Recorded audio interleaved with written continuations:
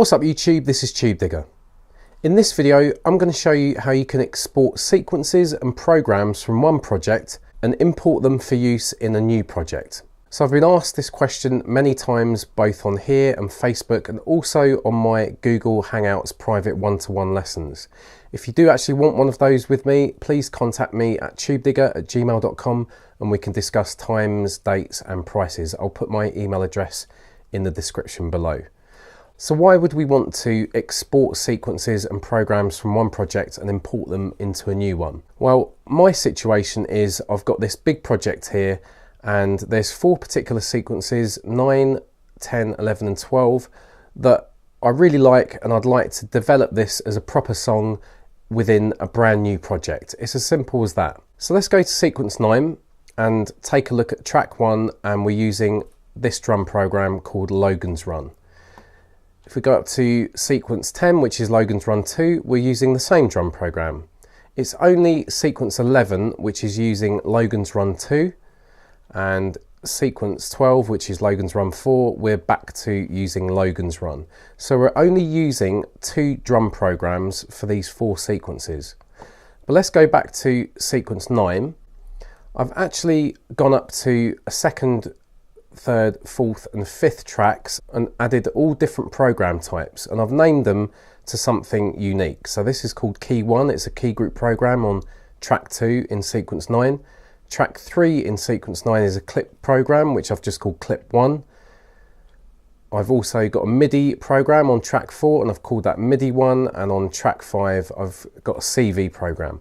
Now these 4 additional tracks aren't actually doing anything, they're just dummy programs that I've assigned to these 4 additional tracks just in this first sequence, or sequence 9 in this case, just to show you that when we import that into the new project, it does actually faithfully assign these and reconstruct the sequence and all the tracks and programs as they are in this original project. So let's save current program.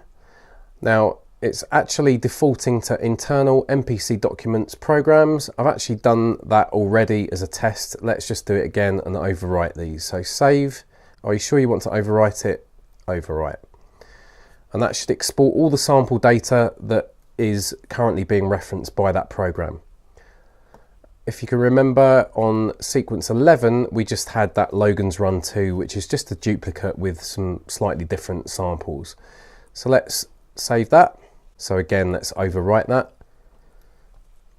Okay, then we just need to go back to sequence 9. So if this is your particular project, you just need to basically save any sequences and then check any tracks and see what programs they're using and export those programs. You don't need to worry about naming the track or exporting the track. Okay, you can export that as a pattern, but we don't need to do that. The sequence is going to take care of that when we export the sequence. So let's go up to track 2. Let's export this blank key group program. So save current program, key, that will again put it in the internal MPC documents programs folder.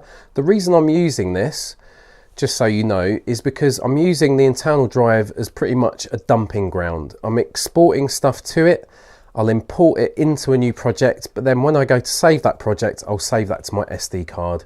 It just means that I can save any data to that internal drive, and if I delete it, it doesn't matter because I know that I've saved it to my SD card eventually. Logan's Run 4. That's all you need to do. Save your sequences and your programs that are assigned to any tracks within those sequences.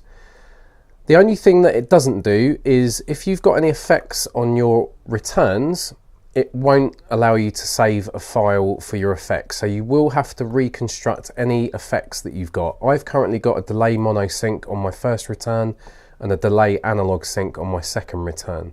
So let's just listen back to these so you can hear what this should sound like in our new project. So I'm going to play all of the sequences. Apart from sequence 3, I'm just going to skip that after 8 bars because it's the only one that's 32 bars long.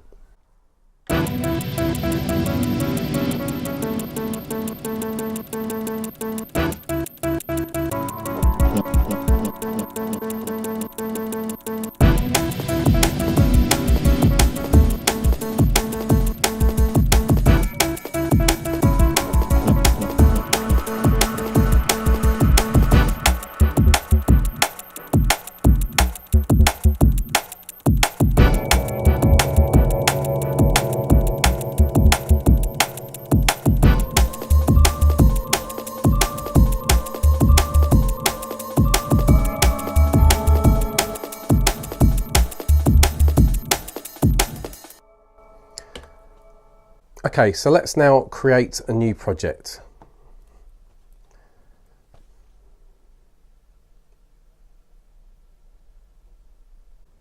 So let's first go to the browser, let's go to Places, let's go to Internal, MPC Documents, Sequences. Now we could press and hold Shift and load all, but I'm not going to do that because I have had issues where it doesn't load the sequences in order. I'd actually like Logan's Run to be my first sequence and second, third, fourth, so on and so forth. So I'm going to load them in order. So let's load that in. Let's load in the second one. It will give me this message now saying the current sequence is used. Load into next unused sequence. Yes. Same message and same message again. So that's now loaded in our sequences in the correct order. So sequence 1 is Logan's Run 1, 2, 3 and 4. Okay, all the correct bars, so that's all correct now. Now let's go to the browser, let's go up one level. This time we can just highlight the programs folder because we know that that's only got the programs that we need for these sequences and tracks. So we can press and hold Shift and press load all, and that will load all that program and sample data for us. Let's now click on the track field and use the data wheel. Let's scroll up. It's correctly jumped to the key group program for track 2. Track 3 has gone to the clip program. Track 4 is the MIDI program and track 5 is the CV program. So that's all perfect. Let's now change the sequence to sequence 3 and just check that that drum program on sequence 3, which was essentially sequence 11 in the previous project, and that's jumped to the correct program also. So it's my assumption that the sequence data does carry the correct reference for the tracks and the programs that are on those tracks, because that has faithfully reconstructed these. And now I'm going to play them back so you can hear them. The only thing that's going to be different is, of course, the returns. Let's go to the channel mixer and go up to returns. We don't have any effects on those returns. So let's just insert them anyway. Let's put a delay analog sync on the first return, and let's put, I think it was a delay mono sync. I might be wrong. It doesn't matter as long as we've got something there. And these should play back perfectly. Let's go to the next sequence.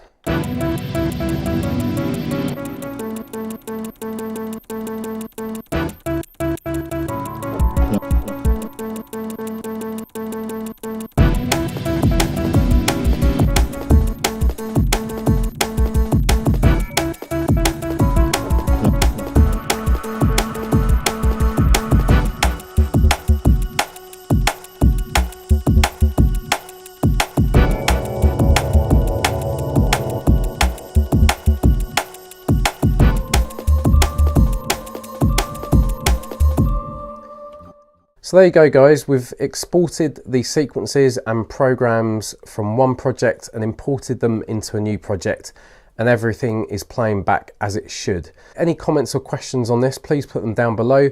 As said at the start of the video, if you want private tuition with myself, please contact me at tubedigga@gmail.com and we can thrash out the details. Hope you've enjoyed the video guys. Please stay tuned for the next one. This is Tubedigga and I'm out.